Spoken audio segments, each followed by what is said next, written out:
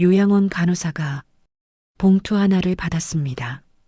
아주 평범한 서류 봉투였습니다. 흰색 종이, 얇은 재질, 특별한 로고도 도장도 없는 봉투였습니다. 그런데 수지는 그 봉투를 집어드는 순간 손이 멈췄습니다. 봉투 겉면에 적힌 글씨 때문이었습니다. 수진 간호사님께 또박또박 흔들림 없는 글씨. 누군가가 마음먹고 적은 글씨였습니다. 수지는 순간 숨을 삼켰습니다. 요양원에서 누군가가 자신의 이름을 적어 봉투를 남기는 일은 흔하지 않았습니다. 더구나 그 봉투를 남긴 사람이 단 한 번도 그녀를 찾은 적이 없는 노인이라면 더더욱요. 가족도 없고 면회도 없고 전화 한 통 오지 않던 사람. 요양원 직원들은 그를 이렇게 불렀습니다. 자식에게 버림받은 노인. 말은 쉽게 붙었고 사람들은 그 말로 그의 삶을 정리했습니다. 하지만 그 봉투 안에는 모두가 생각한 것과 전혀 다른 이야기가 들어 있었습니다. 그는 버림받은 사람이 아니었습니다. 그리고 그 봉투는 우연히 전달된 것이 아니었습니다. 왜 아무도 찾지 않던 노인이 간호사의 이름을 알고 있었을까요? 왜 그의 마지막은 가족이 아닌 그녀에게 남겨졌을까요? 이 이야기는 한 노인이 끝까지 숨기고 간 선택에 관한 이야기입니다. 아무도 부르지 않는 이름. 요양원 복도 끝에는 늘 같은 자리가 있었습니다. 큰 창문역, 해가 기울어도 가장 오래 햇빛이 머무는 곳. 의자 하나가 놓여 있었습니다. 박노인은 매일 그 자리에 앉아 있었습니다. 아침 식사를 마치고 나면 그는 천천히 의자에 앉아 창밖을 바라봤습니다. 점심이 지나도 오후 프로그램이 끝나도 그 자리는 거의 비지 않았습니다. 누군가를 기다리는 건 아니었습니다. 하지만 그 모습은 마치 오래전부터 기다림이라는 습관을 몸에 붙인 사람처럼 보였습니다. 면회 시간이 되면 복도가 잠시 시끄러워졌습니다. 김 어르신 면회 오셨어요. 최 어르신 보호자분 오셨습니다. 박 보호자분. 이름이 불릴 때마다 어르신들의 표정이 달라졌습니다. 옷깃을 여미고 머리를 한번 쓸어 넘기고 마음이 들뜨는 얼굴. 그러나 박노인은 고개를 들지 않았습니다. 수진이 한 번은 웃으며 물어본 적이 있었습니다. 어르신, 오늘은 누가 오시나요? 아드님이나 따님 연락은 없으세요? 박노인은 잠시 창밖을 보다가 아주 낮게 대답했습니다. 괜찮습니다. 수지는 그 말을 알아들었습니다. 괜찮다는 말이 괜찮다는 뜻이 아니라 더 묻지 말라는 뜻일 때가 있다는 걸 요양원에서 수없이 봐왔으니까요. 그래도 수지는 가끔 그 말이 마음에 걸렸습니다. 정말 괜찮은 걸까? 박노인의 침대 옆에는 가족 사진이 없었습니다. 대신 잘 접힌 옷 몇 벌, 낡은 손목시계 하나가 정갈하게 놓여 있었습니다. 서랍은 늘 비슷했습니다. 불필요한 물건이 없고 누군가가 다녀간 흔적도 없고 새로 들어온 선물도 없었습니다. 마치 언제든 떠날 준비를 이미 끝낸 사람처럼 수지는 그날도 복도를 지나가며 혼잣말처럼 중얼거렸습니다. 오늘도 안 오시네요. 박노인은 고개를 끄덕였고 그 작은 움직임으로 대화를 끝냈습니다. 그날도 그렇게 아무도 그의 이름을 부르지 않은 채 요양원의 하루는 흘러갔습니다. 열지 말아달라는 봉투. 그날 아침 박노인은 식사를 거의 하지 않았습니다. 숟가락을 들었다 놓기를 반복하다가 결국 수저를 내려놓았습니다. 어르신, 입맛이 없으세요? 수진이 조심스럽게 묻자 박노인은 짧게 웃었습니다. 입맛이 있으면 이상하지요. 수진은 웃지 못했습니다. 그 말이 농담이 아니라 몸이 내려앉는 소리처럼 들렸기 때문입니다. 약을 드릴 시간. 수진이 침대 옆으로 다가가자 박노인이 먼저 입을 열었습니다. 간호사님, 박노인이 먼저 수진을 부르는 일은 드물었습니다. 수진은 반사적으로 허리를 낮췄습니다. 네, 어르신. 어디 불편하세요? 불편한 건 늘 불편하지요. 그런데 오늘은 부탁이 하나 있습니다. 박노인은 서랍을 열었습니다. 그리고 봉투 하나를 꺼냈습니다. 수진은 그 봉투를 보는 순간 이상하게 등골이 서늘해졌습니다. 봉투 겉면에 자기 이름이 또렷하게 적혀 있었기 때문입니다. 이걸 잠깐 맡아주시겠습니까? 저요? 어르신, 이건 제가 받아도 되는 거예요? 받아야 합니다. 박노인의 말은 단호했습니다. 단호하지만 다그치지 않는 단호함. 이미 오래전에 결론을 내린 사람의 목소리였습니다. 수지는 봉투를 받아들었습니다. 생각보다 두꺼웠고 종이의 무게가 느껴졌습니다. 제가 말할 때까지는 절대 열지 말아주세요. 언제 말씀하세요? 그때가 오면 제가 압니다. 어르신, 그게 무슨... 약속해 주세요. 수지는 잠시 망설였지만 고개를 끄덕일 수밖에 없었습니다. 알겠습니다. 약속할게요. 그날 이후 박노인은 확연히 달라졌습니다. 산책을 거르고 식사를 남기고 밤마다 창가에 오래 섰습니다. 직원들 사이에 말이 돌았습니다. 박 어르신 많이 안 좋으신가 봐. 보호자도 없는데 어떡하냐. 무연고면 절차는 간단하긴 한데 그 말들은 조용했지만 수진의 마음을 계속 긁었습니다. 수진은 퇴근 후에도 가방 속 봉투가 신경 쓰였습니다. 무게 때문이 아니라 왜 하필 나인가라는 질문 때문이었습니다. 스스로 끊어낸 연결. 박노인은 자신에게 시간이 많지 않다는 걸 이미 느끼고 있었습니다. 숨이 짧아졌고 잠이 끊겼고 눈을 감으면 오래전 장면들이 끊임없이 떠올랐습니다. 수지는 회진 중 조심스럽게 물었습니다. 혹시 가족분께 연락 드려볼까요? 아드님이나 따님 있으시잖아요. 있지요. 그런데 부르면 안 됩니다. 수지는 그 말을 듣고 잠시 말을 잃었습니다. 왜요? 내가 그 애들 삶에 들어가면 그 애들 발목이 잡힐까봐. 어르신, 가족은 발목이 아니라. 간호사님, 가족이란 말은 때로는 사람을 살리고 때로는 죽입니다. 박노인의 목소리는 낮았지만 분명했습니다. 그날 오후 창밖에서 아이들 웃음소리가 들려왔습니다. 유치원 버스가 요양원 앞을 지나갔습니다. 그 소리를 듣는 순간 박노인의 손이 아주 미세하게 떨렸습니다. 수지는 그 떨림을 보며 확신했습니다. 이 사람은 버림받은 게 아닙니다. 스스로 끊어낸 사람입니다. 그리고 그 끊어냄이 냉정함이 아니라 두려움에서 비롯된 선택일 수도 있다는 걸 수지는 처음으로 이해하기 시작했습니다. 그날 저녁 수지는 병동 밖에서 의료진의 대화를 우연히 들었습니다. 무연고면 절차는 간단하죠. 어차피 보호자도 안 오잖아요. 연락처 있긴 한데 오래된 번호네. 연금이나 보험 문제만 없으면 끝. 그 말은 너무 쉽게, 너무 아무렇지 않게 나왔습니다. 수지는 발걸음을 멈췄습니다. 절차가 간단하다고 사람이 간단해지는 건 아닌데 그 순간 수지는 갑자기 화가 났습니다. 박노인이 아니라 그 말을 뱉는 세상에. 그리고 더 불편했던 건 자기도 어느 순간부터 무연고라는 단어를 아무 생각 없이 쓰고 있었다는 사실이었습니다. 수지는 병실 문을 바라봤습니다. 정말 버려진 걸까?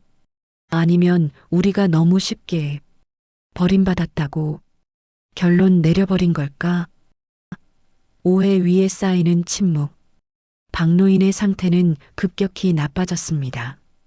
걷는 시간이 줄었고 숨을 고르는 순간이 잦아졌고 식사량은 반 이하로 떨어졌습니다.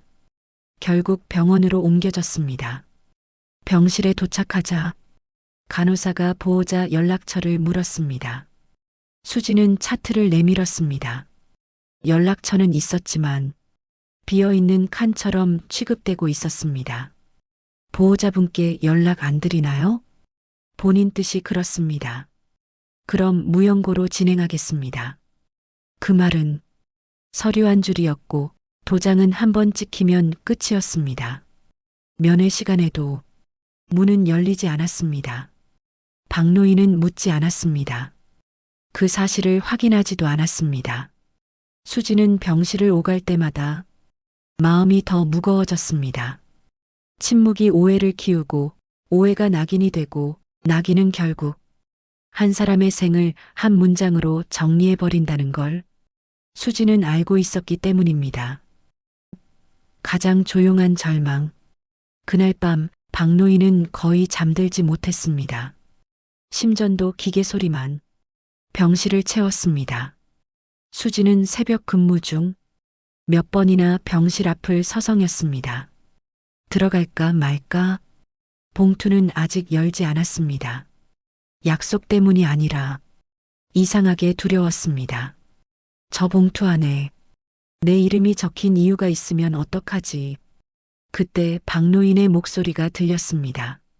간호사님, 수진이 들어가자 박노인은 숨을 고르며 물었습니다. 지금 몇 시입니까? 곧 아침이에요. 기다릴 필요는 없겠지요. 그 말은 질문이 아니었습니다. 이미 답을 아는 사람의 말이었습니다. 수지는 대답하지 못했습니다. 괜찮다고 말하기엔 상황이 너무 분명했고 아직이라고 말하기엔 그 말이 거짓이 될 것 같았습니다. 수지는 대신 박노인의 손등에 손을 얹었습니다. 어르신 제가 옆에 있을게요. 박노인은 아주 작게 웃었습니다. 옆에 있어주는 것만으로 사람이 살기도 합니다. 그 말이 수진의 마음을 더 무겁게 눌렀습니다. 뒤늦은 연락 심전도 소리가 길게 늘어졌습니다. 의료진이 움직였고 짧은 지시가 오갔고 그리고 사망 시각이 기록되었습니다. 병실 안은 갑자기 조용해졌습니다. 그제야 병원은 차트에 남아있던 마지막 번호로 전화를 걸었습니다. 신호음이 몇 번 울린 뒤 중년 남자의 목소리가 들렸습니다. 네, 누구시죠? 병원입니다. 박 어르신 보호자분 맞으신가요? 잠시 침묵. 아, 그 사람 아직 살아있었어요? 수지는 그 말을 듣고 입술을 꽉 깨물었습니다. 오늘 새벽 돌아가셨습니다. 다시 침묵. 숨을 들이마시는 소리가 들렸고 곧 이어진 말은 이랬습니다. 그럼 처리해야 할 서류가 있나요? 수지는 그 질문에서 모든 것을 읽었습니다. 슬픔보다 먼저 나온 말, 후회보다 먼저 나온 말, 장례 관련 절차가 있습니다. 가능하시면 오셔야 합니다. 남자는 짧게 대답했습니다. 알겠습니다. 통화는 그게 끝이었습니다. 수지는 전화를 끊고 한동안 핸드폰을 내려다봤습니다. 아버지가 돌아가셨다는 말보다 서류가 먼저였구나. 그 현실이 너무 잔인해서 수지는 잠시 숨을 고르지 못했습니다. 마지막 봉투. 장례식장은 조용했습니다. 화환도 많지 않았고 조문객도 많지 않았습니다. 늦은 오후 장남 50대과 딸 40대이 들어왔습니다. 두 사람은 서로를 제대로 바라보지 않았습니다. 오랜 시간 비어 있었던 자리에서 어색함이 먼저 튀어나왔습니다. 장남이 먼저 말을 꺼냈습니다. 아버지, 이렇게 가셨네. 하지만 그 말은 영정사진 앞에서보다 서류대 옆에서 더 자주 나왔습니다. 조금 시간이 지나자 장남은 조심스럽게 수진을 향해 물었습니다. 저 남긴 건 뭐 없나요? 딸이 작게 말했습니다. 오빠, 그런 말 좀. 아니, 현실적으로 해야 할 게 있잖아. 수지는 그 둘을 바라보다가 조용히 봉투를 꺼냈습니다. 아버님이 미리 남기신 겁니다. 장남의 눈빛이 잠깐 흔들렸습니다. 딸도 봉투를 바라봤습니다. 봉투 겉면에 또렷한 글씨가 적혀 있었습니다. 수진 간호사님께. 장남이 얼굴을 찌푸렸습니다. 왜 간호사님 이름이? 수진은 짧게 대답했습니다. 아버님이 직접 적으셨습니다. 수진은 봉투를 열었습니다. 이미 약속은 끝났으니까요. 안에는 편지 여러 장과 통장 사본 그리고 기부 신청서가 들어 있었습니다. 통장 사본 아래 굵은 글씨로 적힌 문구가 보였습니다. 무연고 노인 지원기금. 장남의 얼굴이 굳었습니다. 이게 무슨 뜻이죠? 딸도 급히 서류를 들여다봤습니다. 오빠 기부라고 적혀 있어. 전부요. 수진이 말했습니다. 아버님 명의로 남아있던 건 모두 그쪽으로 지정되어 있습니다. 장남은 한숨을 내쉬었습니다. 입술이 떨렸지만 무엇을 말해야 할지 몰랐습니다. 딸은 떨리는 손으로 편지 중 가장 위에 있는 한 장을 펼쳤습니다. 글씨는 또렷했습니다.